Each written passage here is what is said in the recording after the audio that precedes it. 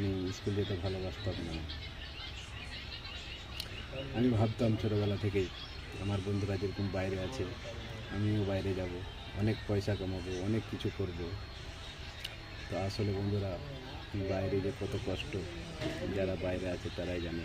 প্রবাস মানে হাহাকার, প্রবাস মানে অন্ধকার, প্রবাস মানে যন্ত্রণা। প্রবাসে যারা আছে তারাই বোঝে তাদের বেদনা।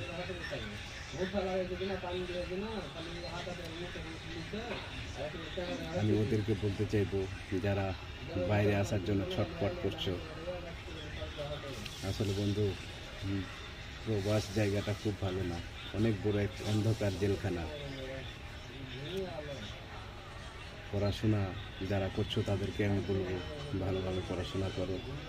বাইরে আসার সিদ্ধান্তটা মাথা থেকে নামিয়ে নাও, তা না হলে দেখছো আমার এই চাচা, কাকা, মামা এদের মতন হাল হবে।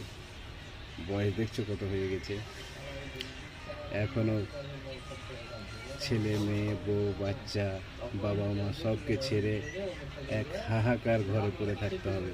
এরই নাম হচ্ছে প্রবাস। প্রবাস খুব খারাপ জায়গা বন্ধুরা।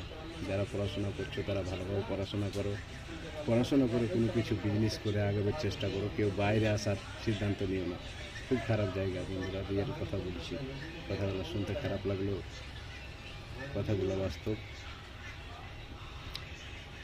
আমিও খুব ছোটোবেলায় খুব খুব বলতাম যে আমার বন্ধুরা এটা করছে ওটা করছে, সব বাইরে আছে, পড়াশোনা করে কি হবে, আমিও বাইরে গিয়ে সব কিছু করে নেব, প্রবাসে যাব, ওদের মতো করবো, ওদের মতো মানে আয়েস মাস্তি করবো, এক কথায় গ্র্যান্ড মাস্তি করবো।